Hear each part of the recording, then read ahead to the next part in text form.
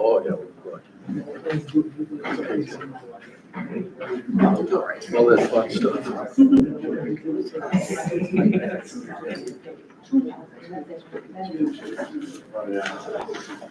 Yeah, she's gonna be 81. Time flies when you're here.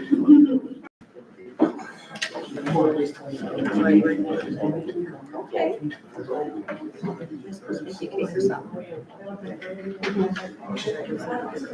that would be nice if this was You let me know what you want and we'll make you a cake. Emergency shelter. Don't worry, Rob, I'll share it. Sure.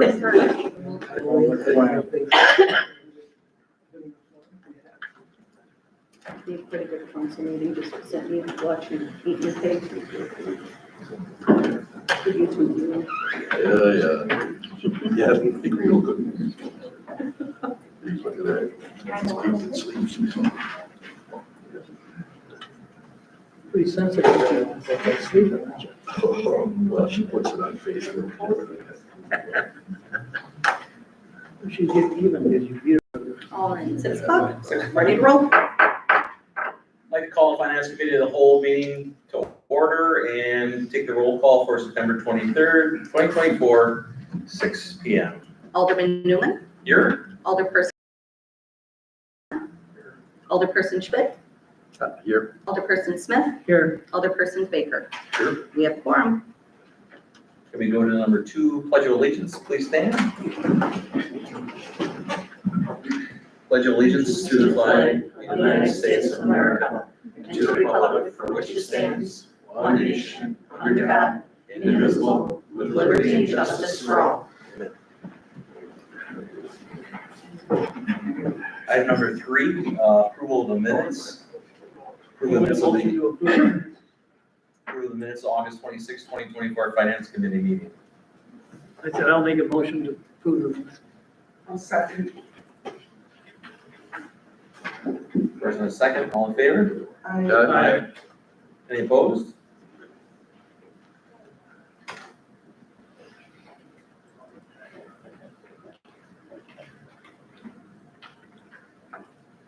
Number 4, citizens' comments. Citizens' comments are to be kept a maximum of 5 minutes per speaker unless the chairperson allows an extension of time. Each citizen is to make comments at the podium after stating name and address. Each citizen may comment only one time per public hearing/meeting. Any citizens' comments today? Not seeing any. We'll go to the next item on the agenda, number 5. Discuss with possible action 5A, review of proposed 2025 police department budget. We have that right in front of us, so. Open for any discussion or go line by line, or how would you like to do it? I would like to say something. I sent you guys an email saying, we used to do a parking lot issue, so if anybody has anything they don't feel comfortable in passing, you can move that item to the parking lot, and we'll discuss it at the end of the budget process. I did read that, All right. and respond. And I Yeah. can keep track. So.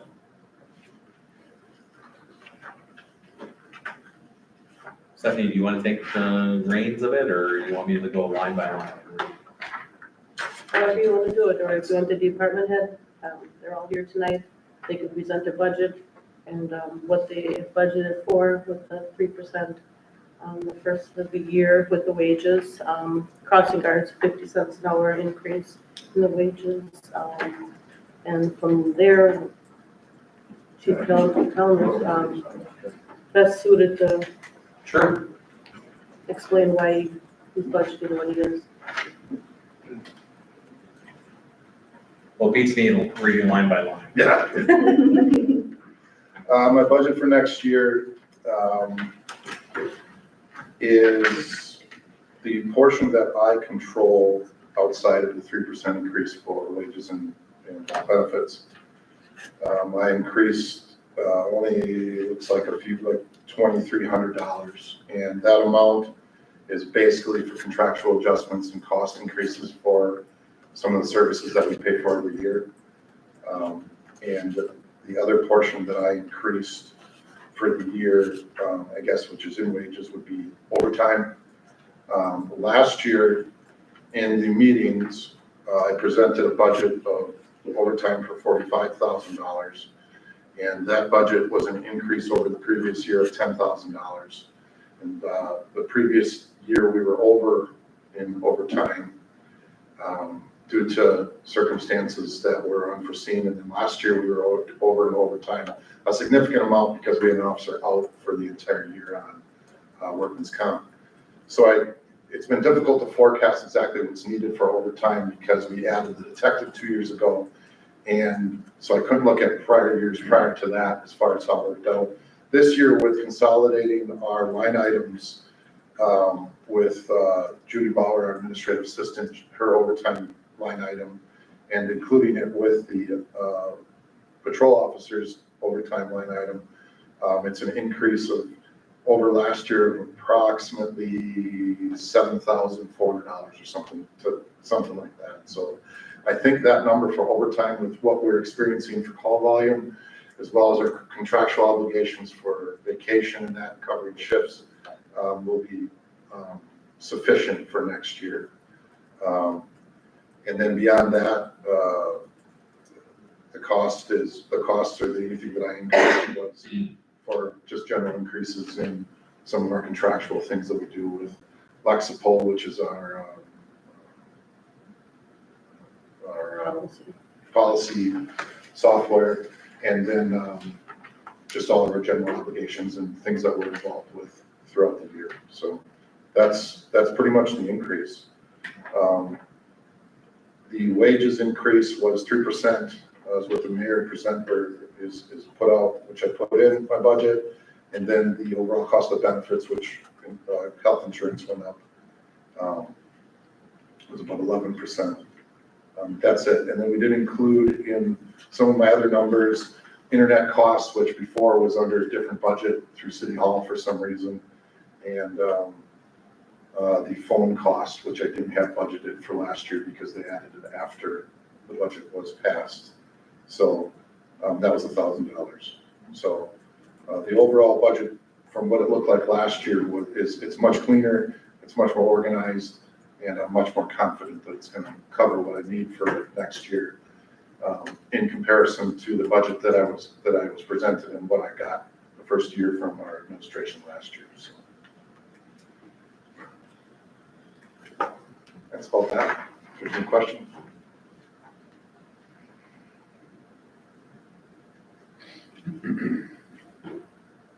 Questions? Not yet. Okay. You're usually at first. Not yet. I see that Ryan too, he said 45,000 for OT, right, for 2025, and you're like halfway through, like January, June, pinpointed at 19.8, so, right, obviously, it looks in line. Right. Yeah. And then you said with the,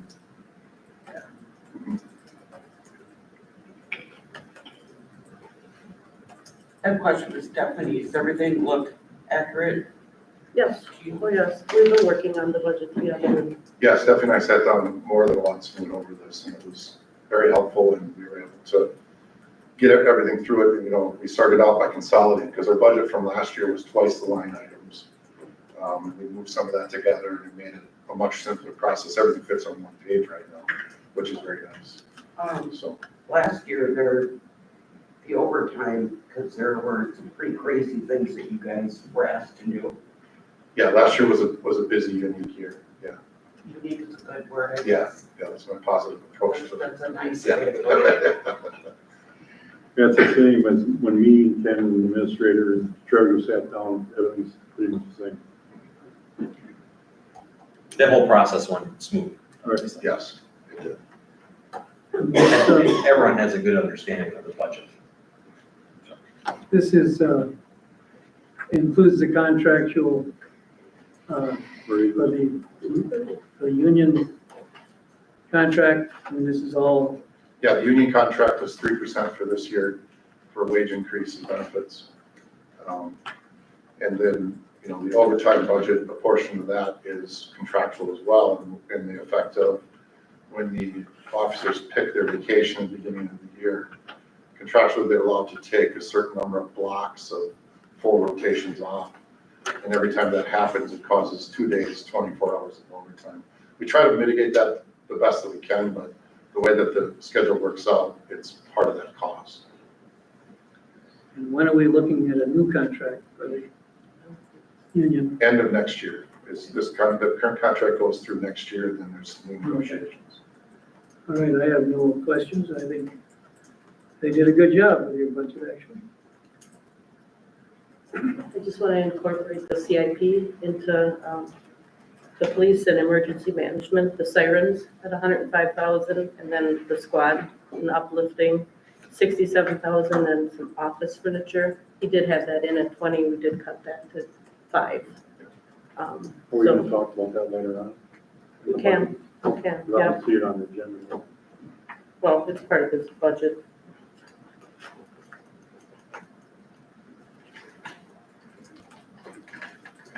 I don't have any questions, Police department, crossing guards, emergency government. While Chief Fellner's here. Should probably get motion to approve the budget. I'll make a motion to approve the public safety budget. Police department budget. Second.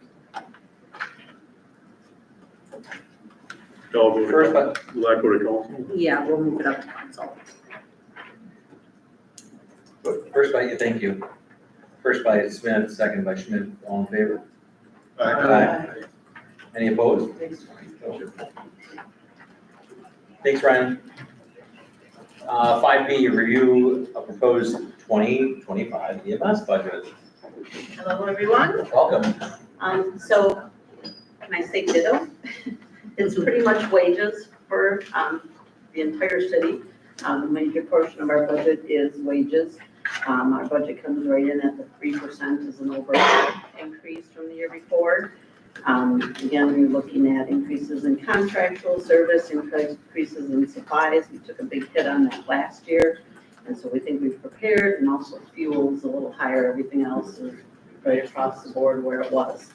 A couple line items we actually use for the potential of our budget is holding higher, so we can't send people to training. So we keep those numbers in there, and we are very aware of where our numbers are now that we're actually getting valuable reports. It makes it a lot different in being able to manage our business that we manage for the city.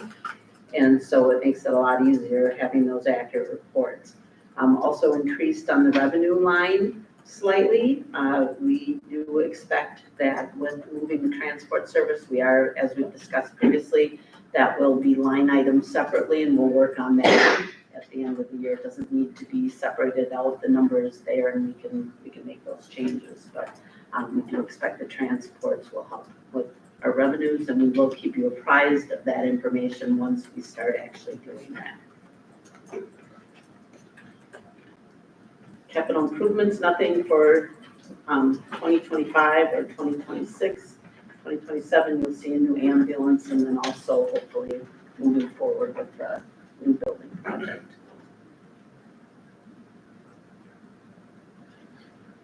I have a question. Are you planning on any more full-time employees other than the one?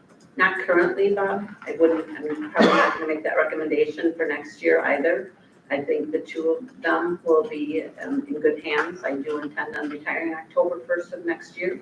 That's why, So I do believe that they'll be in a great spot. They've been working really hard. They're doing good things. And so I will be here to assist whenever I can, but no. But again, that is always a topic that if something happens on either side of us, we're going to be having a very different conversation. okay. It's worked out well very well. I'm glad we did what we did. I couldn't agree more. Any other questions at all?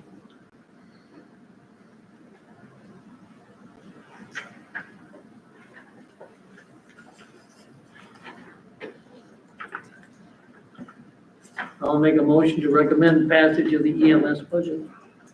And I will second that. Thank you, Christie. Thank you. So one by Smith, second by myself, Newman. All in favor? Aye. Any opposed? Moving on, 5C, right along, fire department budget. Chief Marks? Hello, everybody. My budget's a lot simpler than it's been in several years. We consolidated a lot of line items, so it's gonna look a little bit different than it has in the past. I think our most notable areas that we're spending is wages, maintenance, and schooling. The wages we actually reduced, but I think we need to relook at that number. As Stephanie and I were talking last week, last year we had about 87,000 in expenses just for budget, for wages in the budget. And that does not include social security and such. So that number is a little bit off. So I'd like to see a change there, have that bumped up to 90, 92, 94, somewhere in that range. Again, that's for the wages, but we consolidated social security and everything in there, so it's actually a lot higher than it's been. And I think that was just a mistype there. In fact, Mr. Mayor, when we were talking for the first budget with you, it was about 94 that we had suggested. So I think that's just a misprint there. Which, you know what line item it is? 101,000, very first one. All right. Let's, put that on the parking lot. Yeah, 5,200, 200. And then 22,101. Wages, correct? Yeah, wages. Yeah. And that includes, because we don't have a line item for social security tax or anything like that this year, so I don't know where that got to. And I apologize, what was the suggested amount? Write that down. I would want a 92. minimum 90 to 94, 92 would be good. Again, we don't know, it's hard for us to budget. We don't know how many fire calls we're gonna have, we don't know how severe they're gonna be, how many firemen are gonna show up, we just don't know. I think what me and the chief talked was 94, so put that on. That's what it was. Yeah, 92, 94, you mentioned. Yeah. And the only other thing, our budget looks like it went up 6%, but I do want to point out, one reason why it went up is our 2% dues number on the line item, about 5 from the bottom, went up from 15,000 to 22,000. That's actually just a flow-through account.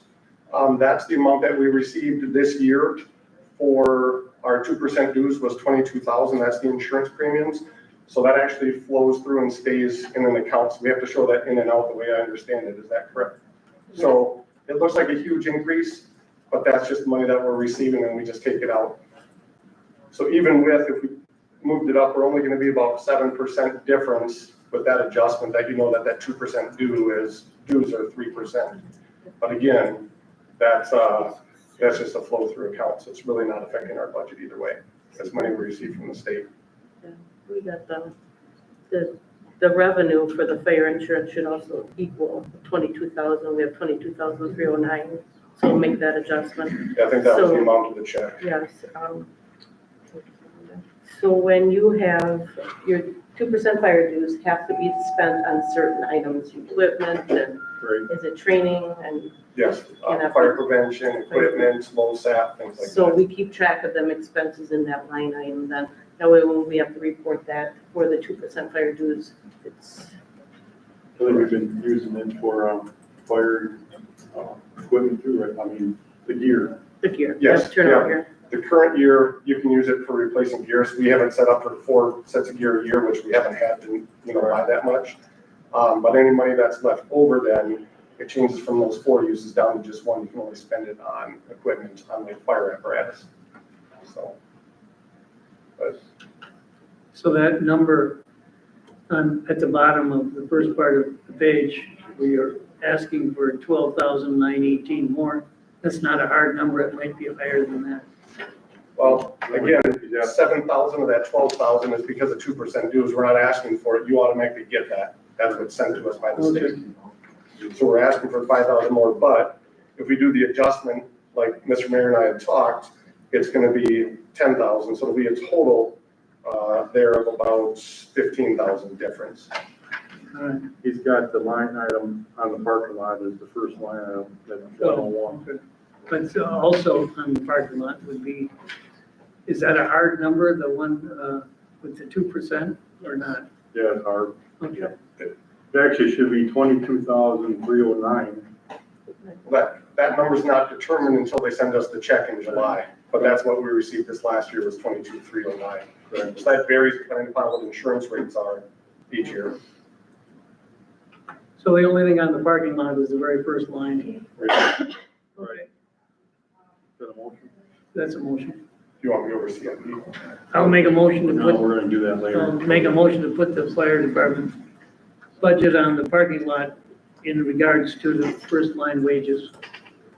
We're gonna do all the CIP later on, and we'll talk about Yeah. the There's drain. one more meeting and then we'll be. Okay. Second. So there's a first and second for the motion to put that on the, obviously the expenses or the wages onto the parking lot. Right. Any, all in favor? Aye. Any opposed? So that'll be on the parking lot. Everything else is council. Is that the motion? That's what the motion is. Well, it can't go to council until we. Everything you go to council except for the, So we can motion now to move it on to council, accept that. right, So I make a motion to approve the fire department budget 2025 as it stands right now with that item in the parking lot. I'll second that. All in favor? Aye. Opposed?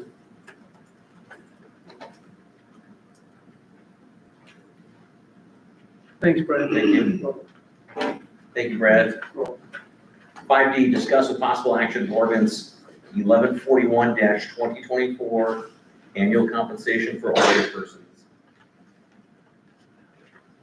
I put, in the budget, a $1,000 increase for the 3 aldermen that are expiring next April. So the compensation would go from 35 to 4,500 a year. And I think you have a resolution. Your compensation has to be set by ordinance, so I have an ordinance in there. Did you guys see the ordinance change? I did not. No, It was in the packet. I Right. have a copy if you'd like me to. You can read it. You want to read it? Oh, absolutely. yeah, So proposed ordinance 1141-2024, the ordinance for changing compensation for alderpersons. Whereas the council consists of 6 alderpersons elected for 2-year terms. Alderpersons from aldermanic districts 2, 4, and 6 shall be elected in even number of years, and alderpersons in aldermanic districts 1, 3, and 5 shall be elected in odd number of years. And whereas the alderpersons are elected at the spring election in April, the regular term of alderpersons shall commence on the 3rd Tuesday of April in the year of their election. And whereas the compensation for elective offices must be established before the filing of nomination papers for that office. And whereas the changed compensations shall be done by a majority vote of an ordinance. Now therefore be it resolved that the salary of alderpersons in aldermanic district 1, 3, and 5 shall be $4,500 per year, beginning with the alderpersons voted in at the spring election to be held April 1st, 2025. And now therefore be it resolved that the salary of alderpersons in aldermanic districts 2, 4, and 6 shall be $4,500 per year, beginning with alderpersons voted in at the spring election to be held on April 7th, 2026. And be it further resolved that the salary change shall be a 2-year process to recognize the salary change with the coordinated election process for alderpersons elected in even and odd number of years. This ordinance shall take effect upon passage and publication as required by law. So aldermen haven't had an increase, it's been over 15 years, so that's why I put the increase in there. And if it's passed tonight, it would go to council for an introduction first, right? Correct. And then it would get passed the following month of November. Okay. So we just need a motion on the table. I'll make that motion. Olson first, Second. no, second, all in favor? Aye. Any opposed? All right, how about number 6? Adjournment. Make a motion to adjourn at 6:23. Olson? No. Adjourned, 6:23. Thank you.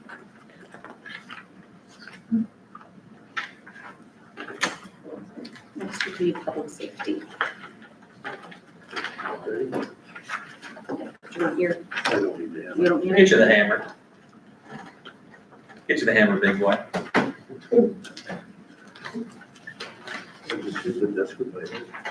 whatever.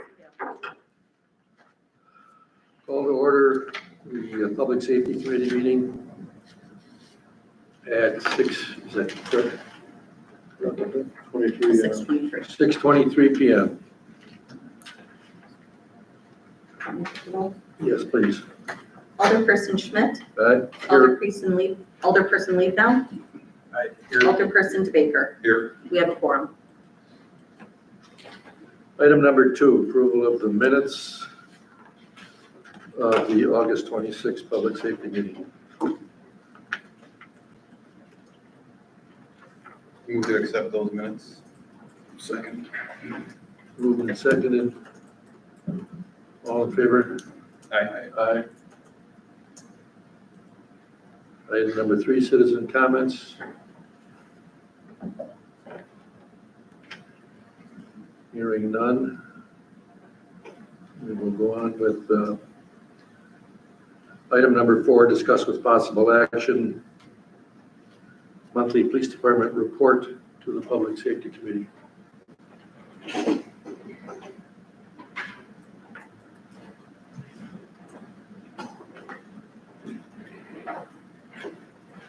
Good evening again. I don't really have much to report from this month compared to last month. Our calls for August were 428 versus 384 last year. For the summer, we pretty much averaged about 5 to 8% more calls than we did last year. We're at full staff, and equipment-wise, we're in good shape. Audubon days went off without a hitch. I personally attended each day throughout the days. And it went off well. It was well organized, I thought, and it was done safely. Trick or treat, we set the dates for the business trick or treat, which is October 24th, 6 p.m. downtown, and the regular trick or treat throughout the neighborhoods we set for August 27th, 3 to 5 p.m., which is after the Packer game. Just make sure that. October. October, I'm sorry. Both these dates are in October. So 3 to 6 p.m. October 27th is trick or treat for the neighborhoods and their business. Trick or treat downtown is October 24th, 6 p.m. Okay. What was the times on the neighborhood stuff? 3 to 5 p.m. 3 to 5. Thank you. So that's pretty much all I have. Anybody has any questions? Anybody have any questions? Thank you, Chief.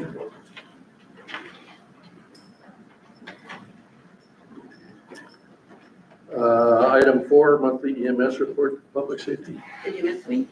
I did. EMS continues to be very busy. Today was another example of that. It's feast or famine. Getting 3 ambulances scheduled on a random Monday is a really good feeling that the city should be very proud of. We were able to schedule our ambulances and self-schedule, and that continues to be a trend for us. Our staffing numbers are very solid. We're still looking, if people are licensed, already have a license, we'll of course interview and talk to them. The city for a very long time has not had to pay for anyone to go through any type of training for EMS. We are very fortunate to, as we've talked about many times, having a training center here brings us really quality candidates in. So they are currently running through that class. For operational plan, we talked about that and about upgrading that and changing and adding the interfacility transport. Operational plans from the state are very, very complicated for EMS. We only do them a few years. This year, they put it online, so it was really labor intensive, and I'm proud to report that between our team here, we were successfully approved for our new operational plan, which includes interfacility transport. We've also provided the numbers to the billing company that you all approved a couple of months ago, so we are very close to being ready to go. That brings me to the equipment part of our report. We still need a cot for our 4th ambulance. We have applied for 2 grants, so we are hoping to get some funding through those grants. We also have a pretty healthy fundraising account, so we'll take a look at where we are after we get word on those approvals. So we're not rushing anything. We do have a 3rd ambulance that we can currently use for transports if we decide to do that, but everything looks real good at EMS currently. So you'll see in our budget so far this year, we've spent a little higher than we like in our maintenance on our vehicles. We spend that money first, and when we get to the point of that budget number being unhealthy, then we do have the option to go into that savings account that we have with our communities contracts, and so if we need any significant work, the funds will come from those accounts. Anybody have any questions for EMS? I have one if I can ask on the committee, but, Anybody else? okay. Do you guys, I know the police officers don't carry them anymore, but do you guys carry EpiPens anymore for beast? EpiPens in our ambulances, yes, we do. Okay. Yes, we do. And I do want to give a shout out to Devin and to you guys for having thought that Devin would be a good idea, because this year, rather than paying somebody else to put our radio in our new ambulance, Devin took care of everything. The stickers, he took care of everything. So having that done in-house is quite a savings for the city. Thanks. Thank you.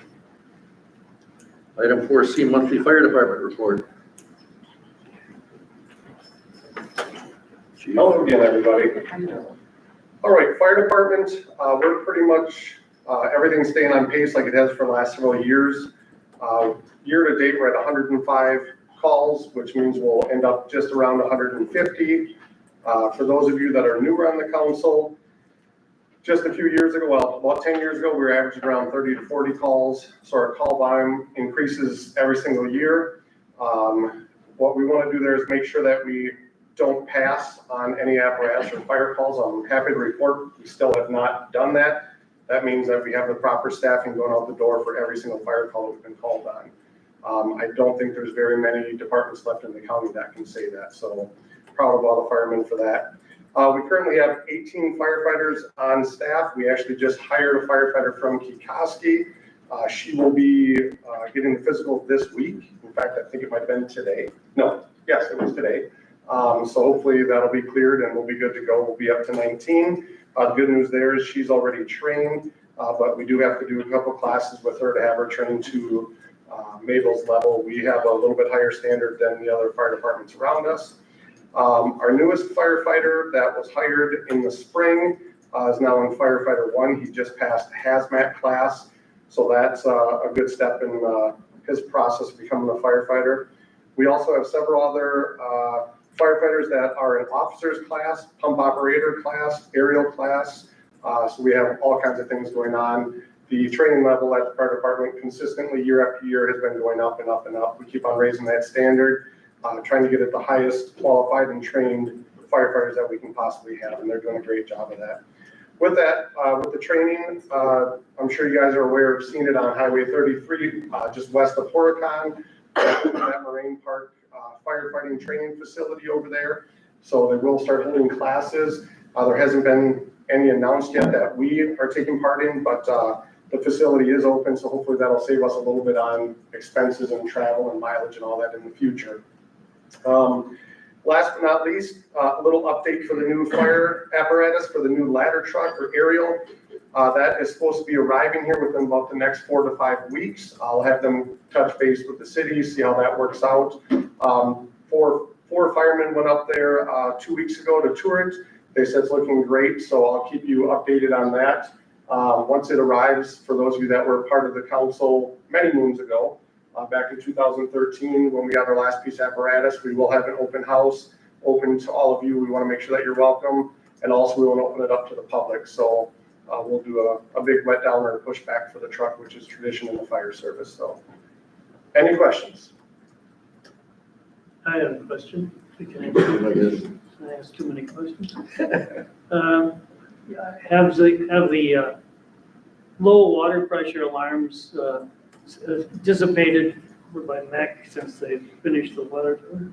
Yeah, You used to get 1 or 2 a day, it seems. yeah, we were getting, I think at dispatch, they were getting a lot more than that. And they were actually canceling before they even were paging us out. So I think we had one last week, but it was not at MEC, but MEC had many, many calls, I think like 15 or 20. And the engines did go out, there was 2. Yeah. Yep. And how many was it? It was dozens. Yeah, dozens. We got to the point where we kept the engine back and we were just sending out a command vehicle to check it out. By the time we get there, they'd touch base with the alarm company and everything was good, so. So those are pretty much over with now, hopefully? I hope so. Yeah, no, we haven't gotten any. All right. Anybody else? What was the cause of them alarms? So when they were doing the water tower, I guess they had to lower the water level to do some of the painting, some of the work on it. And what was happening, those alarm systems there are water flow alarms. So any change in pressure, they have like little baffle, and as soon as that baffle moves, it sets off the alarm. And that way, the easiest way to think of it, if you have a fire and a sprinkler head goes off, you're gonna move water and that's gonna alert everybody. So, but it also does it when there's not enough pressure, the pressure changes too much. So I just think you had also- one might have one at the tags and another one up in the industrial park too. Yeah. I remember.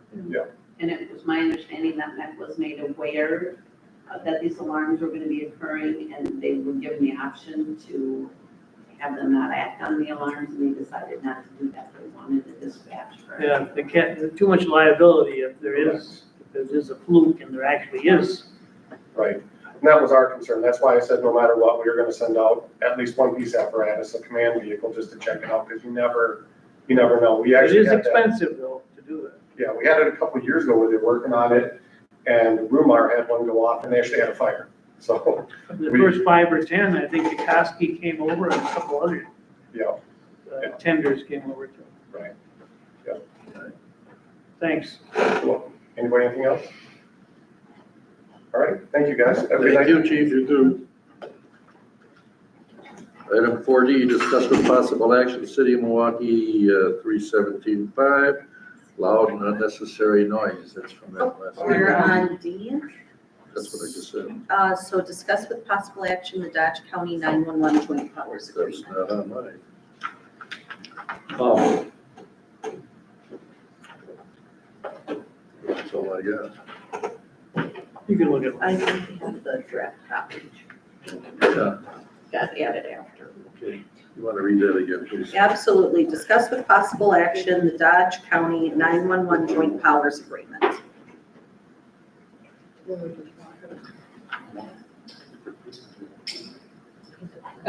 I'll come up and talk about it as long as I'm here, for those of you that don't know what that agreement is. That's an agreement that is required by the state to allow, now I'm acting as the sheriff's department, to allow us to dispatch emergency resources on behalf of the city of Mayville. This is a yearly thing they sent to me, and then I reviewed it. It looks like it's just gonna be an update that we get it approved, Exactly the same. so I can sign off, sign back. So no changes. Probably needed to go on council. Yep. Motion to recommend. Yeah, I'll make that motion to recommend. Somebody second? Okay. Motion to Baker, second, leave it on. We'll send it to council. Thank you. All in favor? Aye. Aye. Okay, 4E, discuss with possible action, City of Mayville 317-5, loud and unnecessary noise. It was from that complaint, This was tabled from last month. right, just a table from last month. Anybody have anything to say about that, or no? I do. Yes, you might guess. All right, after checking around other cities, villages, what have you. I'm finding that most of them are at 9 PM. The only question I have is number 4 on here. No sound advertising shall be permitted on Sundays or legal holidays. So an explanation of sound advertising, I guess. I'd like to know what that means. The ice cream truck, Really? that's all I can think of. That would make sense. Years ago, people used to go along with cars with little loudspeakers on the top, and they would advertise that way, but we haven't had that in years that I'm aware of. But ice cream trucks, yeah, although we don't even have any of those anymore, do we? No, Did we ever? yeah, Yeah, we used to. I missed it. I don't think there's any necessary to change that. Not hurt anything. I did have a couple of calls on this as well. Okay. A couple of them were thinking that if you want to leave the ordinance, that's one thing, but why couldn't you change it to 9 PM on Fridays and Saturdays? You do that too. I've never gone to a party with a band or anything during the week. I don't know why anybody would want to. I look at it as it's inconsistent. First of all, we have law enforcement to write the ticket. That's their discretion. How many loud music calls do you get per year? We do get those, and I can tell you where we are this year. Okay. I have numbers. But I do want to note it that what we're discussing here in a portion of this ordinance is for commercial purposes only. And the complaint and the concern that we're talking about was a private resident. So the section of the ordinance we're talking about here doesn't apply to the situation that was presented to change the ordinance. I just want to make that clear. And I'm looking at it from an enforcement standpoint, that we can change the time on this section, but that's going to be for if they have a band outside somewhere, a commercial band or something like that, or something at a park, or, you know, a business from a commercial standpoint. That's how the ordinance is written. And that's what my point, it's yours to enforce, Right. and it's been there. Because I think what they're requesting here It's changed from like 9 to 9. is change the general portion of the Right. ordinance, the first part A. That no person shall make, cause, or make any loud, disturbing, unnecessary sounds or noises such as may tend to annoy, disturb a person of ordinary sensibilities in or about any public street, alley, park, or private residence. So that's the portion that would apply to the complaint that we responded to over there and what was presented. Part B, what we're talking about right now, does not apply. And that's the misunderstanding, I think, is how it came forth. So the officers, when they brought that up, that the sound amplifying portion were incorrect when they responded to that call by using that section of the ordinance. So I just want to make it clear to the council that if you change that section, it's not going to rectify the concern that was brought forth. It would if they changed section 8. Right, and that's what I'm talking about. Right, well, because they have it, the agenda's posted that it's the entire 317-5. Yeah. But the other problem with that is if you have a band in a residential neighborhood, whether it's at 2 o'clock in the afternoon or 9 o'clock in the morning or 8 o'clock at night, and someone who works third shift or works second shift or whatever is trying to sleep or whatever, that noise is keeping them awake or whatever, then the question is, do we just allow it to happen and tell them the ordinance says they can do it till this time? Or do we just go by what is reasonable based on individual circumstances? And I'm looking from an enforcement standpoint of us in contact with a complainant or someone who's making the noise, how we can reasonably come to some kind of a conclusion that either ends the problem, fixes the problem, or makes both sides happy. So I'm just saying that we can put times in there, but there are going to be situations where this noise ordinance would apply to, say, MEC, when they're MEC North, which is in the middle of town, if they're making noise with certain things during the day and it's bothering people, or, I mean, there's a number of circumstances that noise can occur, or someone that's playing loud music in their car driving down the road, or loud music, you know, there's a number of reasons loud music can cause a disturbance. And having a time there, changing the time technically wouldn't apply to a lot of those things.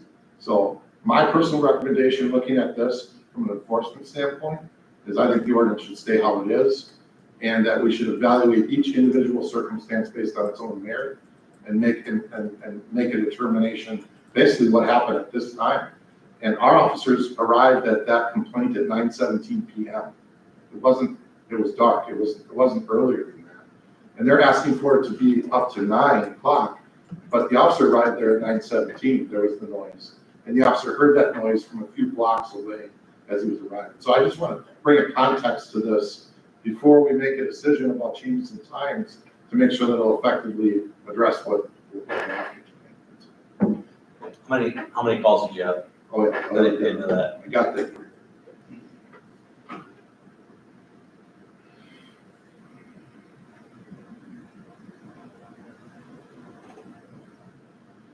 Noise complaints in 2022, we had 51. In 2023, we had 32. In 2024, we had 17.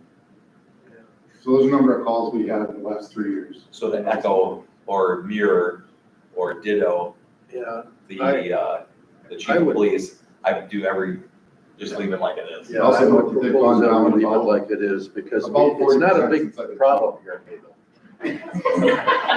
What was that? What was I that? just like to note that the noise complaints have gone down. It's gone down since you've been chief. Since I've been chief, by Okay. 40%. 40%. It's gotta be you. Thank you, Ryan.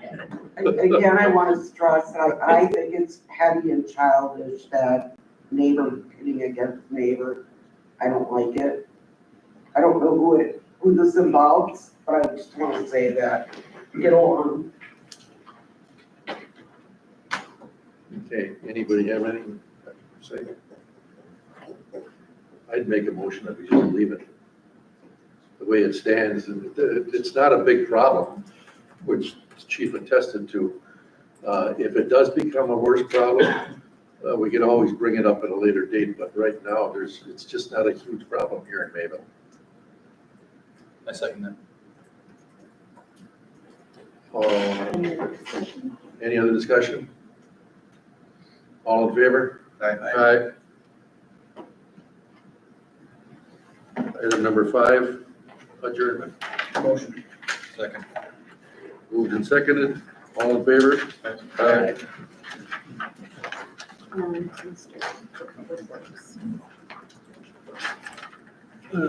Any of the. We call the Public Works Committee meeting to order at 6:45. Please take the roll. Alderperson Smith, Here? Alderperson Baker, Here. Alderperson Schmidt. Here. We have a quorum.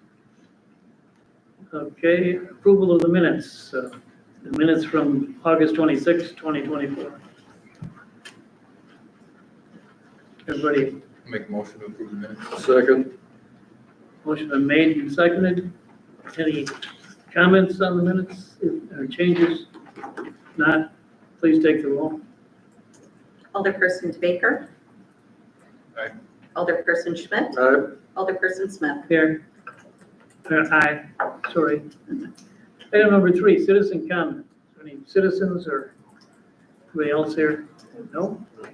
Seeing none, we'll go on to item number 4, discuss with possible action the monthly Department of Public Works report to the Public Works Committee. Good evening. I'm glad to report that we are now full staffed. It's been kind of a trying year as far as that goes, but we have full staff now, so that's a good thing, especially coming into winter. So I'm very happy about that. A few of the things that's been going on, we're very busy with Audubon days. I don't know if anyone's aware of how much work we put into that, but it's enough. So that was a busy week, and everything seemed to have gone pretty smooth. So. Bulk pickup, this is the last one, September 28th for the year. So that will be it until next May. How are we standing on bulk pickup as far as our tonnage? I haven't looked at the amount of tonnage. We've almost filled we get 6 dumpsters. I think we've filled every single bulk we've filled. You haven't had to call for any additional? We did one time, I think it was the first one's always the worst one, and we just piled it up, and I think we added 2 extra dumpsters for that one, but ever since it's been just the 6, so. I mean, it goes pretty good, and I would like to thank Greg Justman for helping us out. I think he should get a little hand for that. He donates his time to check people's residency and so on and so forth, so it's really pretty nice of him, so. Okay, I think Mike has a question. Jack, I'd just like to make a comment. Everybody that I've talked to in my district, in fact, even outside of my district, has nothing but positive remarks about your department and all of your guys. Plowing, picking up leaves, brush pickup, everything has been positive all along the line. So I want to thank you for the wonderful work you guys do. Thanks, Rick, I appreciate it. Oh, I appreciate that. And I want to thank you for volunteering and doing, especially thank you for taking care of that little problem with that dumb island that was at the library that broke my tires several times. And you came to the rescue on that, and I want to thank you for that. Even though somebody in my family had something to do with that being allowed to be there. That actually turned out pretty nice, and we did turn that into. It was a lot cheaper than anybody thought. Yeah, it wasn't bad at all. And we did turn that into a one-way now, so you cannot come off of Buchanan to get in, because we had a couple of close calls there, so that setup was a little strange for me, but, it turned out pretty well, so. The librarian wanted to thank you for saving the tree. Oh, I know there is. I miss you, Jack, as my neighbor, since the Love Fest is going, you know. You guys are really. I'm not laying around, let me know. Jack Dodgeball. I think that's fair. Okay, now you guys got me. I knew that. All right, brush pickup, we are still doing the second and last Monday of the month, through October, okay? Come November, it's once a month, and that will be the last Monday of the month till like April. Because with snow plowing, and leaf pickup, it's kind of tough because we have 4 people on leaves. I'll get to that. Trucks have been DOT inspected. Every single one of them are back. Knock on wood, this has probably been the best year for that. The bills weren't near as high. We do have one over there yet that we're waiting for leaf springs. Parts are always an interesting thing, so we have it over there. They promised me we'd have it before winter. And speaking of winter, we have a lot of new drivers. Let's be patient with these guys. They're very inexperienced compared to what we had. We're going to be working with them. We will take them out into the industrial park. And, you don't learn plowing snow in one year. So we might be a little slower in some parts, but I preach safety, which I think is the most important part of it all. So we will have them ready to roll by the time first snowfall comes. Any more? Oh, are you done? No, not yet. Oh, jeez. Painting of our curbs and. We haven't seen him in a while. Let him I talk. know. I'm gonna carry it on here for a while. Jack, we're still with us? He's getting right. Painting of our curbs and crosswalks are done, so it's completed for the year. We are setting up our trucks for the winter. That'll probably be happening pretty shortly. We had a lot of catch basin repair this year for main streets are getting older. Catch basins tend to crumble a little bit. So we did a lot of those this summer. So that has been completed. And leaf pickup started today. So we have 2 guys on that. When it gets really busy, we will have 2 vehicles out there and we will have 4 guys on it. So it pretty much is my whole crew. And we will, like I said, we started that today. So And a reminder, don't put your leaves in the street. Leave them on your grass. Yeah, get them close enough to the street though, so we can actually reach them. Yeah. Not the front door, but yeah. Yeah, the hose isn't that long, so we end up breaking a lot of them, which takes a lot of our time up. Any other questions? I have one. This could be a sore subject. You have to holler at me later. But are we planning on hanging Christmas lights on the street lights again this year or not? Remember the Christmas decorations, the horns and stars and all that? Oh, we do Christmas decorations. Okay. So we'll put the stars up. I think Johnny Parks, or not Johnny anymore, sorry, you're not there anymore. Jake will be wrapping the lights on the poles. Then we have the little banners Right, and we have the snowflakes. okay. There, I remember one year we talked about they were getting too heavy or too old to put up there. But I would like to also thank Metalcraft for, they set up everything in Foster Park for us. We just drop it off there and they do that for us, which is fantastic. Okay. You're not gonna light the big pine tree anymore, are you? No, I heard you were we stopping. just had too many issues with it. Yeah. We didn't have enough power. Then when it got windy, it would crack the lights and it was a nightmare. We just voted on a flagpole Christmas tree. Yeah, right, that's what people ask me all the time. Aren't we gonna light the pine tree? Go. For that area. All right, anybody have any questions for Jack? Anybody else? All right, thank you very much. Thank you, Jack. You betcha. 4C, monthly 084B, monthly tag center report. John? All right, so Tag Center and rec report.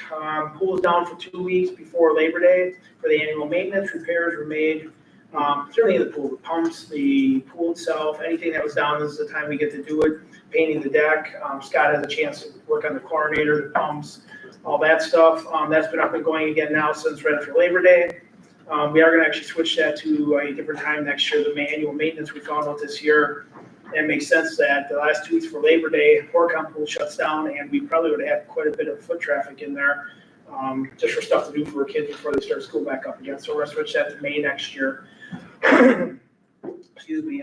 All fitness equipment has been gone through. We have twice a year, we have preventive maintenance done on all the fitness equipment. 2 new boilers that were ordered 6 to 7 weeks ago are in and in place but not hooked up yet. That's gonna be hopefully be done, and repairs and all, or hookups and final hookup for them will be done in the next couple weeks here. Once that's done, the new compressor that was ordered for the rooftop unit is gonna be done. That's for the air conditioning part. We're almost done with that for the year. Tag Center continues to be doing well as far as foot traffic, even with the weather being nice yet. Then anticipate, like anything, once weather starts turning, then anything inside is gonna get nuts. And then we're trying to do as many of the repairs in house as we can. We got a lot of tile, the building's 22 years old now, and there's a lot of tiles broken, a lot of stuff in there. We're trying to do as much of it as we can in there ourselves, just to cut down on costs. So, going on to the rec, we are transitioning over to our fall hours at the Tag Center. And that just means more Friday we're open longer, weekends are open full days. Men's women's softball just got done, co-ed started up for the fall. We have a youth flag football program that is going on. They have almost 50 kids in that, really good turnout for that. Trying some new programming out there, some new arts and crafts, adult arts and crafts, going over really, really well. They have the next one for that. Some of the sports stuff that we're gonna be doing is a sports sampler, tennis, pickleball, soccer, and possibly some basketball. If I get some help with that. Them are all your kids and youth activities that we're gonna be doing this winter again. So we're trying to really program this thing, the Tag Center, a lot more than we've had in the past. But it's really, there's so many people, kids that use the gym in the evening, so we don't want to tie the gym up every night and still give them an opportunity to use it like that. So, but it's we're gonna fill that thing up this year. And then we did run a pickleball tournament, they had Audubon Days last weekend, and, really good turnout for that, so it was fun. Any questions for tag, rec, anything like that? Anybody? No? Good idea to move that to April or May, I think. That- Yeah, we didn't realize until we got a couple phone calls in, but it makes sense when you think about it, so. Thanks, John. Thank you. Thanks, John. Item number 4C, monthly Parks Department report to the public works. Oh, bear with me, half my mouth is numb, had a dentist appointment before this, so I might mumble a lot. But anyways, so down at the parks, I haven't given reports, I'll give like a rough report on what I've done all summer and now. So like John said, we had men's and women's softball, and that kept us busy for 3 days out of the week. We had Rock and Boom, which I know was a while ago, but we extended the fence up by the concession stand, because there was an incident 2 years ago. So we raised the fence higher to go all the way from the grandstand to the first base dugout, to cover more of the concession stands. That took up some of our time. We tried to mulch as many playgrounds as we could, between purchasing some and then Fox Bend donating a bunch. We got, I think, only 2 of them left, and we're running a little short on our budget, so we're gonna wait till next year possibly to do some more. Our summer helpers, they ended last month, and they were a huge help. They helped paint all our picnic tables that we have here, all our shelters, even playground equipment to freshen up some stuff. Let's see, the bench out by Ziegler Trailer, if you ever walk up, there's a wooden bench there, it's got the shelter on it, then we updated that John stained and then roll switched, and we finished it up together. We got Dan Spittle, he's been cutting grass like a madman, he is a lifesaver, a godsend, and without him, we would be lost down there. So kudos to him. We got fall co-ed starting, like he said, so once a week we're up at the field doing that. Our rentals for shelters and parks and senior center have been busy. I mean, between Audubon Days last weekend and then between wedding season, the pavilion is loaded all this month and last month, and the coming month, there's no weekend off there, so that's really good for us. We just recently took down Park Square with Audubon Days being done, there's no more events there. So we took that down, as well as we ripped all the flowers out the following Monday as well. I would like to thank Jill Christian, our flower lady, fantastic job this year, minus one little digger, but she was good. And I can't wait to have her around next year if she'll take the job back. Other than that, just odds and ends things, equipment maintenance and stuff like that. That's just a few things that we've done this past summer and right now. So, other than that, Audubon Days is busy, but that's part of it. I have one question. There was something about a wire, the old Fireman's Park wire that was running across. I think they used to have a barrel thing. Oh, the barrel, that's still down by Lions Point, that's still there. That is? Yep, I asked if we could take it down, but that got shut down. That They one's, that want needs to, to they stay up want to, there. in case they ever have another fireman's. Yeah, and he said he wants to use it for training purposes or something like that. Okay. And the second one is I want to second your appreciation of Dan Spittle. He's probably the most valuable employee we have who works virtually for nothing. If you can slow him down, anybody, say thank you to him, because he moves so fast. Yeah, you can't slow him down. Yeah, he's incredible. MVLC. Thanks. Yep.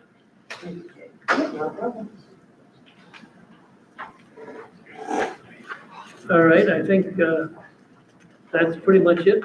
Do I have a motion to adjourn? Second. All in favor? Aye. Aye. Who gets this? Goes down to council personnel. It's for me, I don't use it. We'll let Cam, when he takes over the meeting on you. Okay.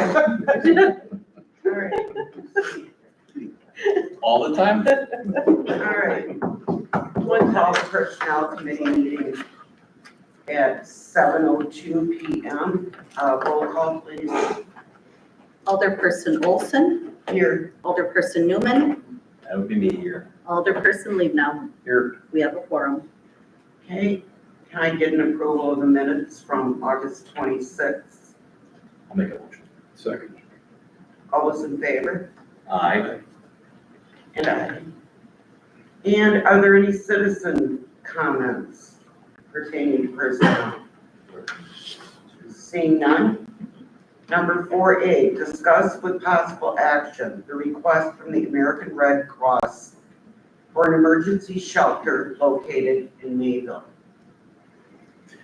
All right, so I'll kind of go through and give a quick, summary of what happened, how this came about. So I was contacted by a lady, her name was Ann Reneke.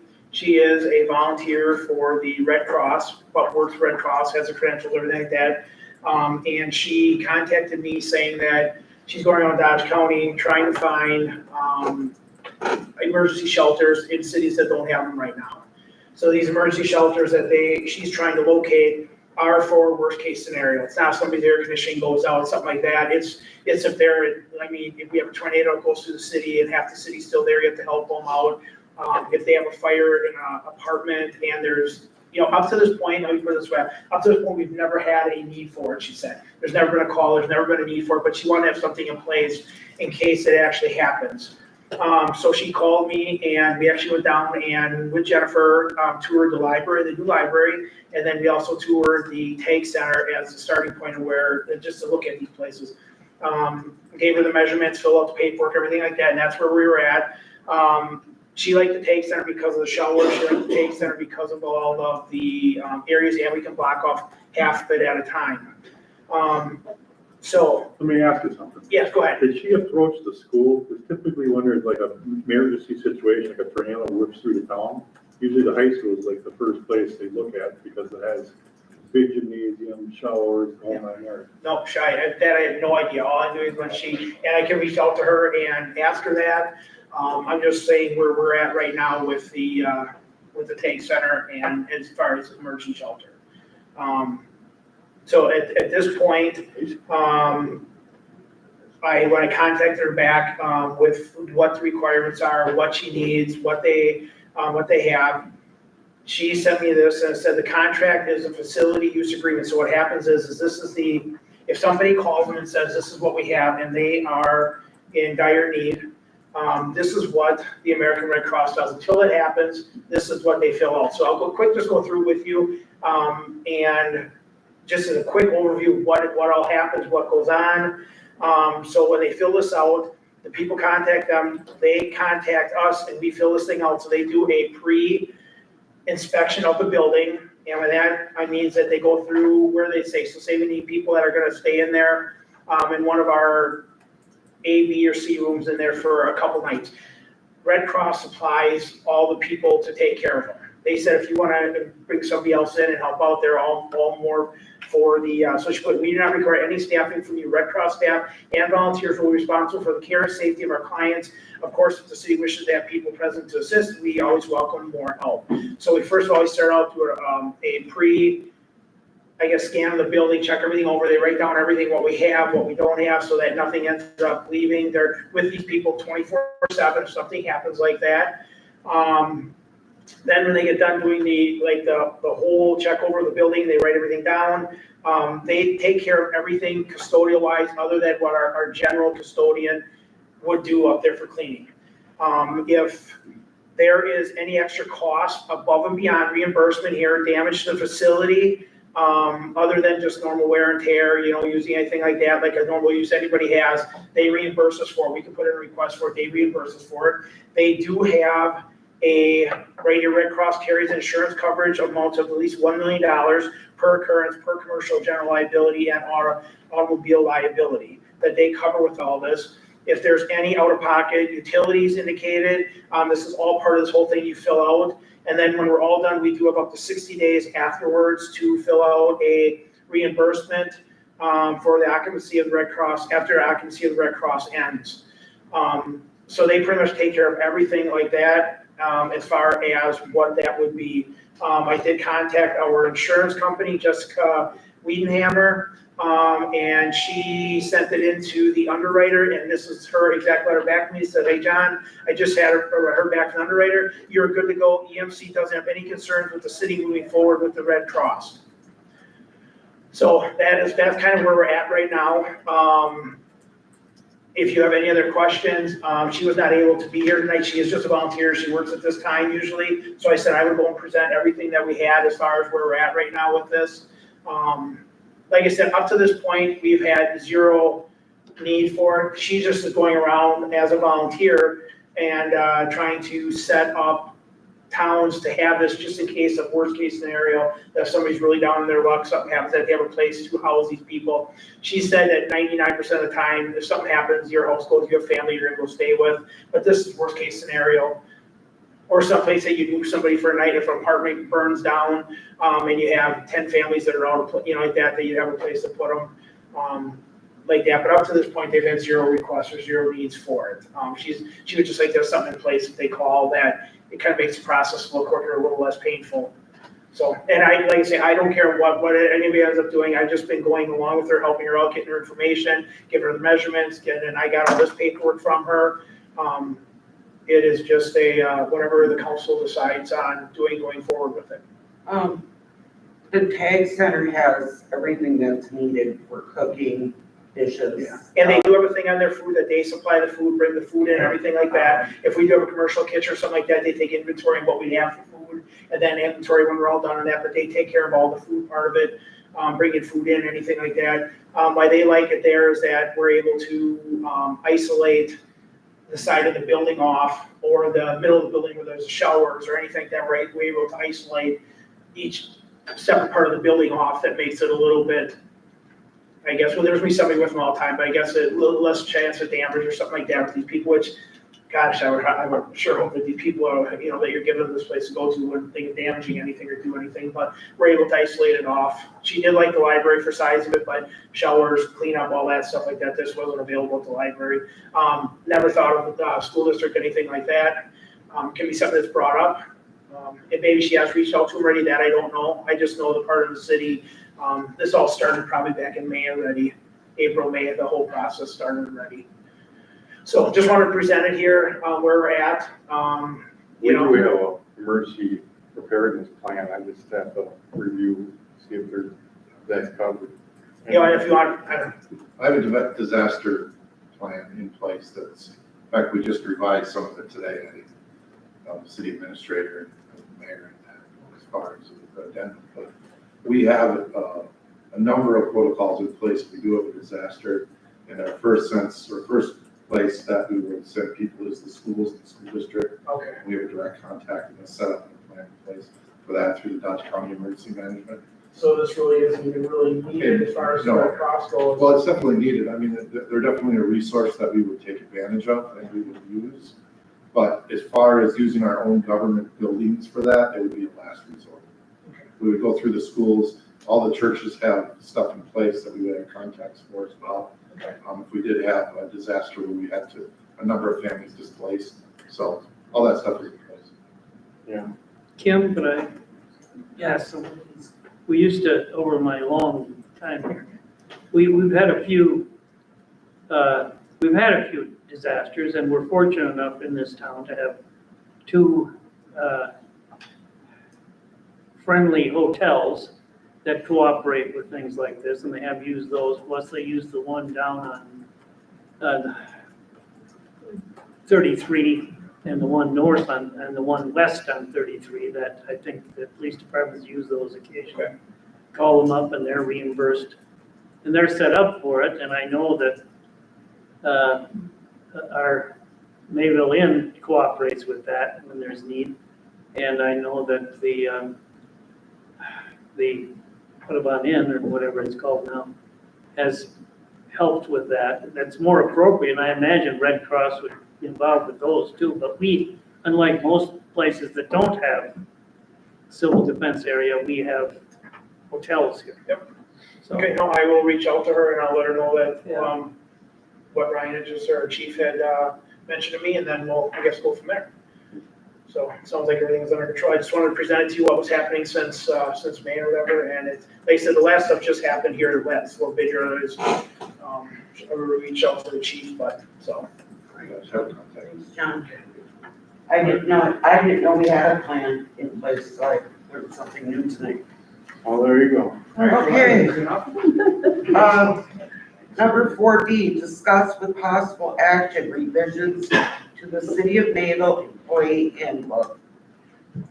Okay, this is just my first attempt at starting it, so I gave a copy of our current employee handbook, which you see it doesn't have a cover and it doesn't have a table of contents. So that's where I started. So I figured the table of contents, I did take, you have every heading from our current one and put that as a list. It's the last 2 pages in that little packet. And let's see where they are. Yeah, it's the last 2 pages. So them are our current sections within our handbook. And so the first 2 pages after the cover are the ones that I put together, a table of contents. I included everything and I put the things like compensation underneath the compensation section, the conduct underneath the conduct section, and the benefits. So in our current one, sometimes we have a benefit that's really a compensation, so it'd be a great time just to clean that up. But, so I included everything that we currently have in our handbook, and then I included some that, as I looked at examples, that I thought, well, maybe we should just talk about it and address it as we go through and do the revisions to the handbook.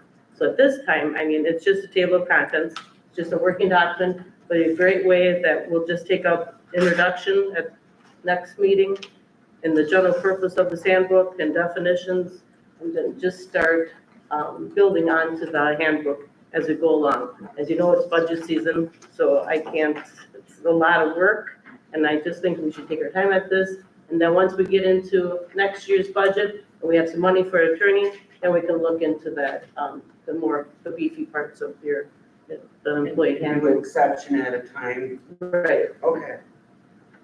I'm game for that. but, yeah, it's a start. It's going to be, it'll be fun.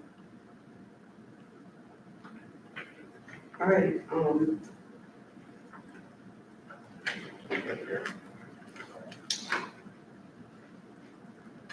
any comments or questions from anybody else pertaining to this? I think it's a huge undertaking, and I appreciate Stephanie, you working on it during the budget season. It is a huge undertaking, and I mean, some of the stuff you might not want in there, like I put the NIMS training in. It is required of an elected body to have NIMS training, correct, Christine? Yes. And the ICS training, so at least your 101 and your 100s or 600 300, 400 for this group. for the council, so it's something that you maybe want to include in the employee handbook. So that's where we'll go. And I'll bring forward the introduction or section, and then you can review it at the next meeting, and then we'll go on from there. Thanks. And we'll just add into this, so if you want to please keep the copy of our current one, that way I don't have to make a copy every time. That way you can see exactly what was in your introduction compared to what we're gonna be adding. All right, so at this time, should we just table this? Yeah, you just want it till the next meeting, it's continuing. Okay. Yeah. Rolling it. All right, Keep rolling. somebody want to make a motion to keep this rolling? I'll make a motion. No, it doesn't need a motion. All right, It's gonna happen. Okay, then, can I get an adjournment for 7:16 PM? Make a motion. Second. All right, all those in favor? Aye. All right, I think we're done.